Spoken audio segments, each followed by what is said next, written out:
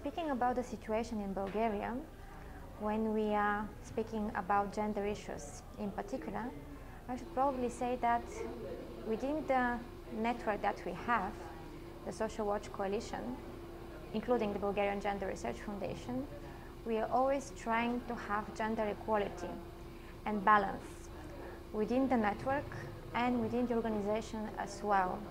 And I could say that at the moment, in the branch of the Bulgarian Gender Research Foundation that we have in Plovdiv, actually we managed to have the perfect balance between the two sexes, because the people working with us, being lawyers, psychologists, social workers and journalists, are half men and half women.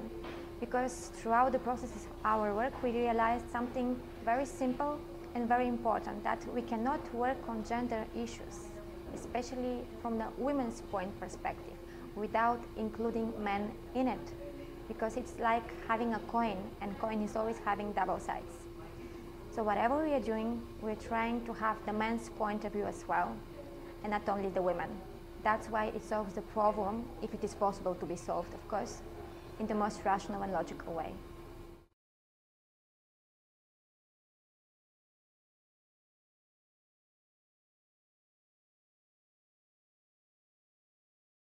About the patriarchal culture, I shall say that we still unfortunately face lots of problems in Bulgaria. We are a country from Eastern Europe, and we have been living under Turkish governance for 500 years. And that really affected us and our way of living and the culture that we have. And that means that unfortunately we still have the outcomes that women are expected to perform in a particular way, to do work which is kind of womanly related, to take care about the children, to stay in the house, to be mostly housewives, and not taking so much in the relations that are decided at power level in the decision-making process.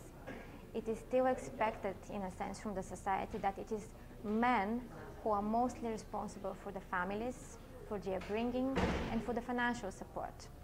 And that's why, speaking about our particular work, the work of the Bulgarian Gender Research Foundation in the areas protecting women against violence, I should say that because of this strange dimension and division between women and men from a cultural point of view and traditional point of view, women are still afraid to go and to put their complaints about being victims of violence, of different forms of violence, especially when we speak about domestic violence. They still are afraid to speak about it, to go to the police, and to go to the courts. That's why the main work that we are trying to perform first is to inform the people what kind of rights they have, what they could expect, what kind of help and support they could have from organizations such as ours, and how to defend themselves.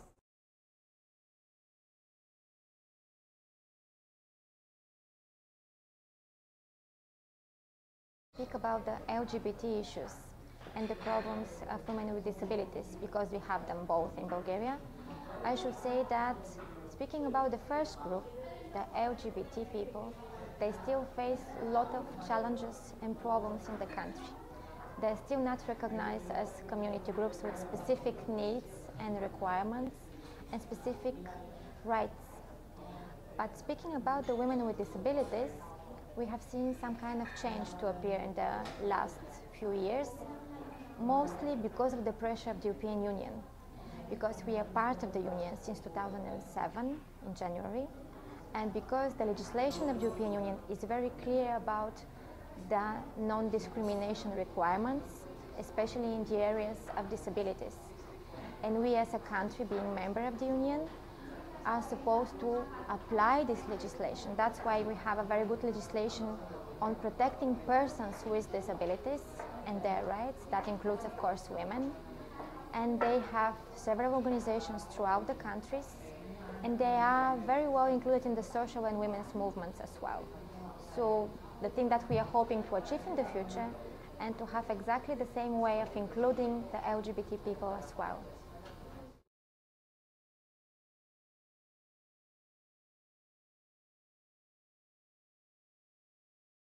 So speaking in the context of North America, where I'm from, we do see a contention between women's movements which choose to exclude men, and then reverse, we have social movements that exclude women, or discussions of women and women's issues.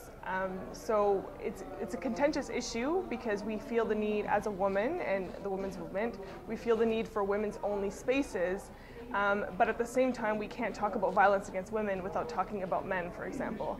And so there's this real contention between women wanting leadership within the women's movement, and then having to include men, and then how do we include men in those conversations while maintaining women's leadership.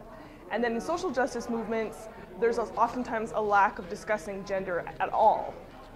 And so how do we bring feminist content and women's leadership to a social justice movement that doesn't have that lens? So it's a real contention. It's something that we struggle with all the time, and there are serious power relations happening in both spheres.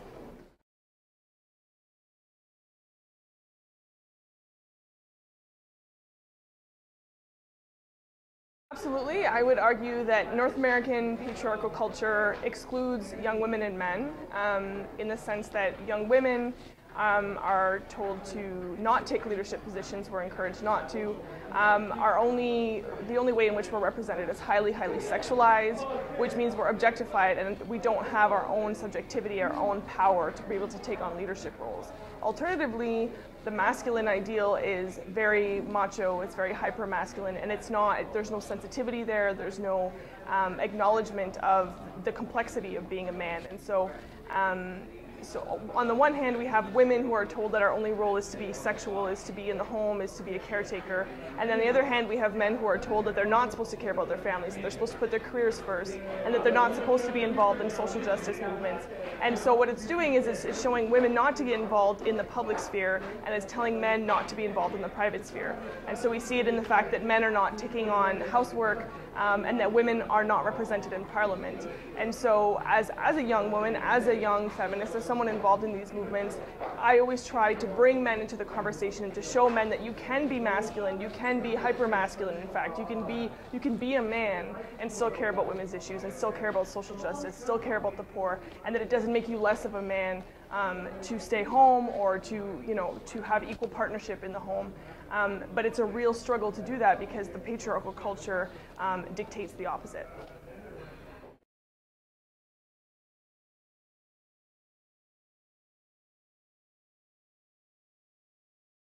Yes, and we are in many, many ways. If we're doing a comparison between Canada and other countries, then we've made a lot of strides, absolutely. But the problem is that Canadian culture is very polite, and so we don't talk about some of these issues because we're constantly told, well, in comparison to other countries, we're doing so well, which is true, but Canada is doing so well, and Canada has made such great strides in terms of gender because we've worked for it. It's not innate, and these rights can be taken away from us if we don't continue to fight for them. And so there's this real myth that, we worked for these rights, and so we have them, they're never going to be taken away from us.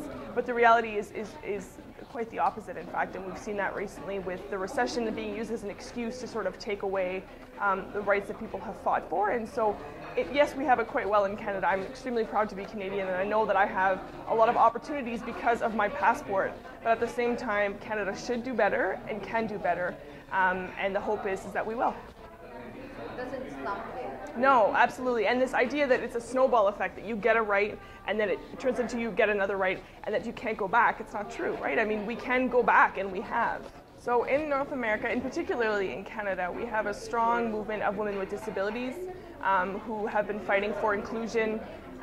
In Ontario, the province in which I live, we're implementing a huge province-wide policy which says that all public spaces have to be accessible. So there's been some great strides for women with disabilities. Canada is an immigrant country, and so the impact of women of color, of Indigenous women, and their role in social justice movements has been huge. But intersectionality is important, and that conversation is happening in Canada, which I'm quite happy about. And that recognizing that a woman, if you just talk about women, then what kind of women are you talking about? Are you talking about white women? Are you talking about women of color?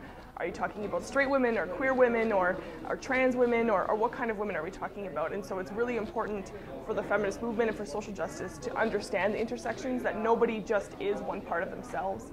I don't wake up in the morning and think, okay, today I'm white, and then tomorrow I'm a woman, and the day after I'm a person an able-bodied person, and so those intersections are imperative, and that my reality as a privileged white woman is not the reality of my Indigenous sisters in Canada, who have 4 times the rate of violence that I do, who are more likely to live in poverty, who have less access to education, who have no clean water.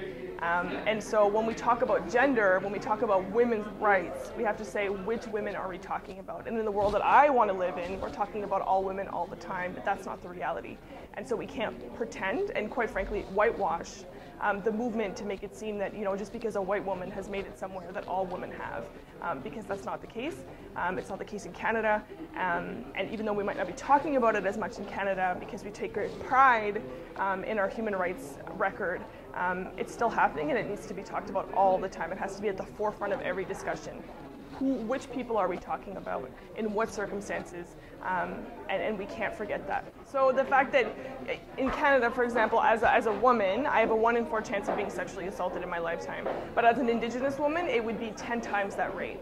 And yet I have the same passport, I go to the same schools, I live in the same community, and so in Canada, if you're just looking at 1 country and 2 women, it's a vast, vast, vast difference in reality. And so we can't elevate some women at the expense of other women, for example. And so in Canada, we have a huge problem with the live-in caretaker program. So we have women from other countries coming to take care of our children, so that I, for example, as a white woman, can go to work, and yet, a woman of color is at home making abysmal wages to ensure that I have that. So on the forefront, yes, I have equality, I have access to a great job, but on whose back did I get that job? And in Canada, this is a huge problem. We just don't talk about it because we have this facade that it's part of our culture to be respectful and to care about human rights, and yet we've seen extreme human rights violations time and time again, but we just don't talk about it because it's not very polite.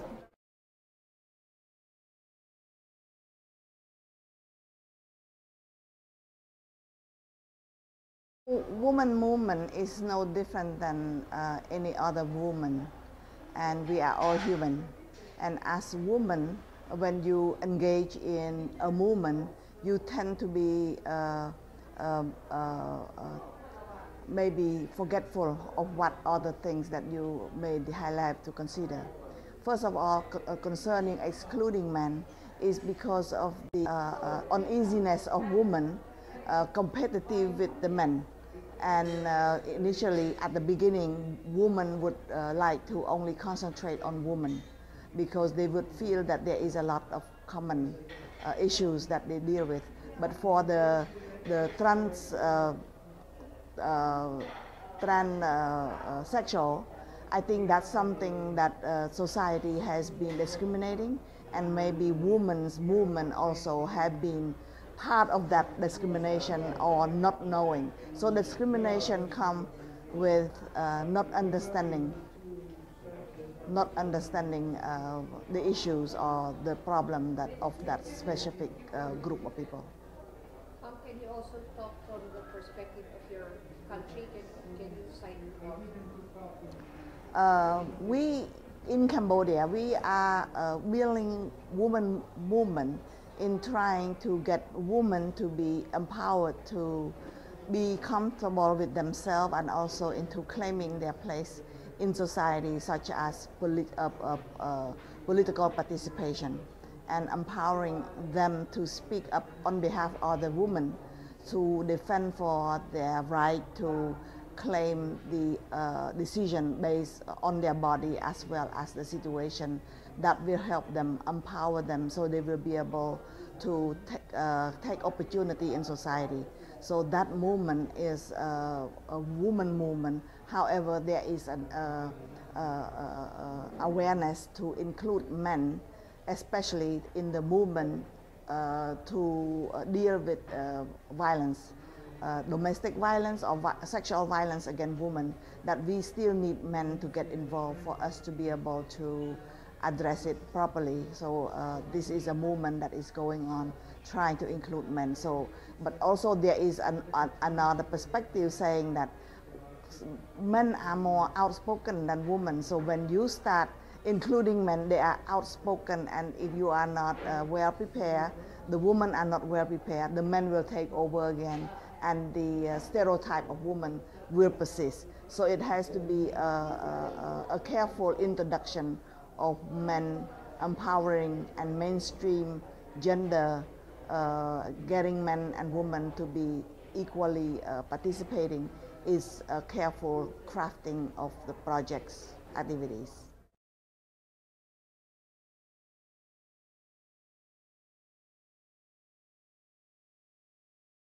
In the context of Cambodia, patriarchy patriarchal culture has persisted in different level of society and in different different institutions in Cambodia. The woman has to deal with a lot of issues concerning the institutional that are in nature discriminating to women. Example like the sexual rape. Sexual rape in Cambodia has been a very serious problem. It has been mainly the majority of victims are mainly underage girls, and the persecution of the victim of the perpetrator has been quite weak, and the reason is there is a lot of taboo concerning rape. So we consider that the number of reported rape is way below the actual rape that's happened. And then women and the family usually do not want to report the rape because they're fearing that they will be discriminated against their whole family and also for the whole future of their life. So they rather keep it quiet. That's one social taboo.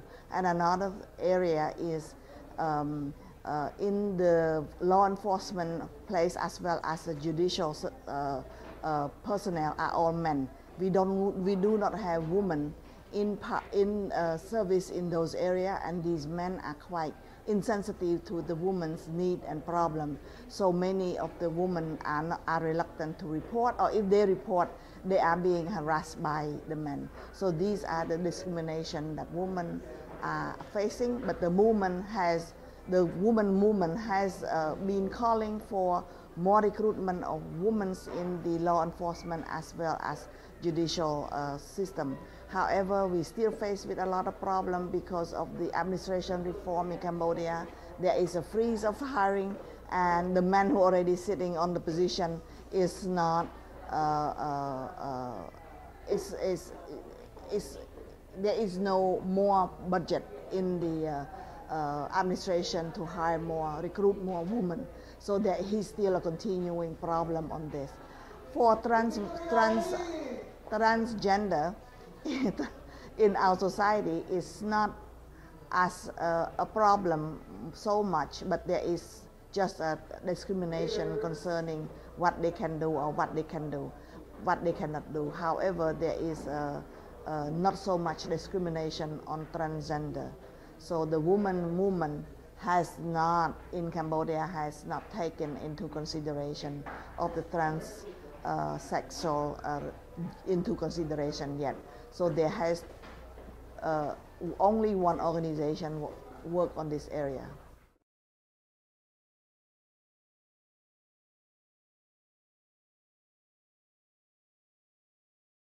Social movement has been working mainly what you call it in the human rights, and try to protect women and men in land grabbing and human rights violation.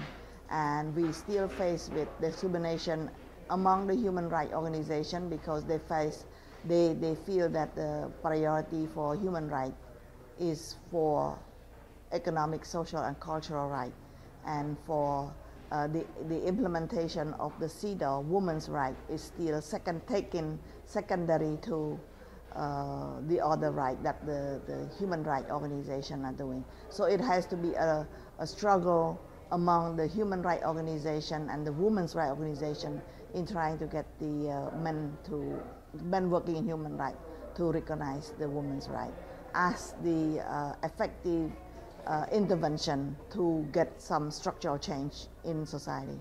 I had alluded into this a little bit. The women movement in Cambodia has not yet taken into consideration the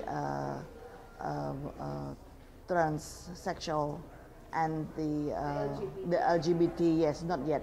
However, it has taken the minority women into consideration and also the ethnic minorities into consideration. And there is a movement to also include the disabled women into the movement as well. The move now is that there is a disabled woman in the On the LGBT. LGBT. There is only one organization just started doing this work, and the building awareness of the society has started to has just begun. However, we can see among the LGBT themselves get organized among themselves, and they started being accepted in the show business as you know, like a facilitators or the introducer of the show in the television arena. So it's not so much discrimination. However, the actual discrimination is not yet quite open yet.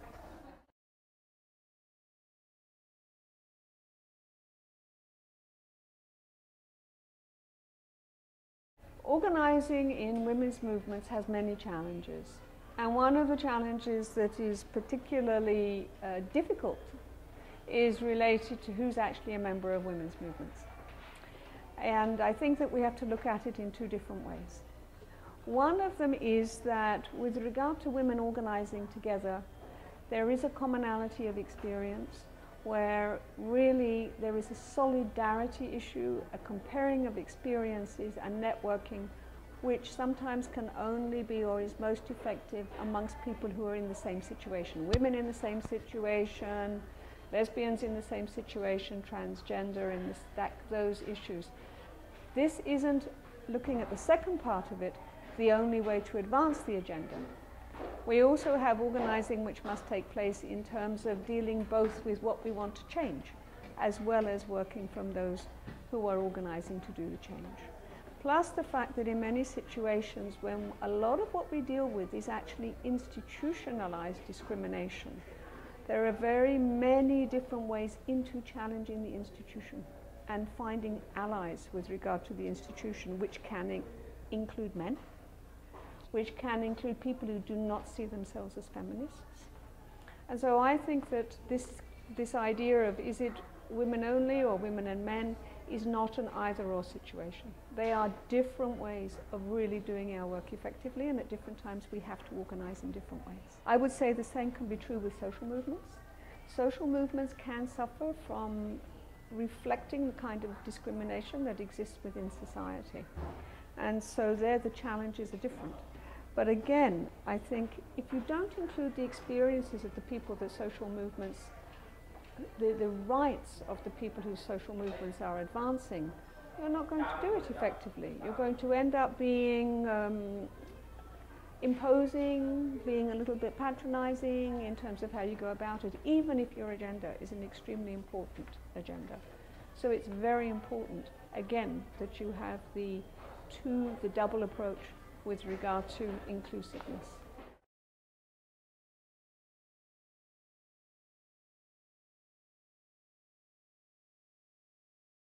It does. To some extent, that's what patriarchy means. Patriarchy creates barriers and it creates obstacles for women to participate. But on the other hand, we would not be making the progress that we are making if it actually did really silence people. It makes it difficult, but it doesn't silence. It silences some individuals. But depending on how we work and organize, collectively, we will make sure we're not.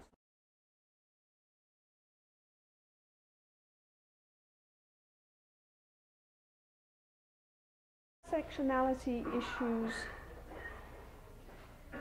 should be more at play. There are times when we think that we organize around one particular thing, only about our gender, or only around our race, or only around our class. But when we do that, we are basically saying that our identity is simple. We don't recognize that we actually have multiple dimensions to our life experience. And the dimensions cut across those. They affect our gender, they will affect race, they will affect the ways your working conditions, they would affect religion. And so intersectionality is essential. There can be a weighting, one has to be careful. It's not all equal. Different people have different experiences, and so you can't just say, oh, you know, we take all of these ingredients and add them all together and everything's wonderful. No. I think from the other thing with intersectionality is we've tended to apply that to an analysis of how we approach it. When we talk about organising, we should also make sure that our organising reflects intersectionality. So when we're talking about organising, that challenges the way in which different social movements and social actors work with each other. And there we can do more. We need to think about how we take what we know and experience and actually extend that into the way in which we secure our rights. We have many examples of how if you also approach a particular concern, say a concern of violence, if we look at the issues of violence, and if you can not look only at violence against women by men, not look only at violence in terms of transgender, not look only at violence in a conflict situation, but if you actually bring together people who have experienced violence in different forms, even though maybe they didn't think, or maybe they think they disagree in various ways, once you actually organize from the experience, and then people come together and you are prepared to support a process that gives people time, gives women time, gives everybody time to express their experiences and hear other people's, then I think we actually get far more powerful organizing that cuts across that cuts across identity politics, that cuts across, helps us to move from treating, sometimes we tend to emphasize issues to do with women's rights more from the individual point of view, and we need to capture the collective experience better. And I think that if we think about how we organize and what spaces and opportunities and who we support and where the solidarity is and what we bring resources for, to make sure that we address these issues, maybe that can also help us to really make advances on issues to do with rights in a more collective way, rather than, or in addition to, fighting for people's rights one by one.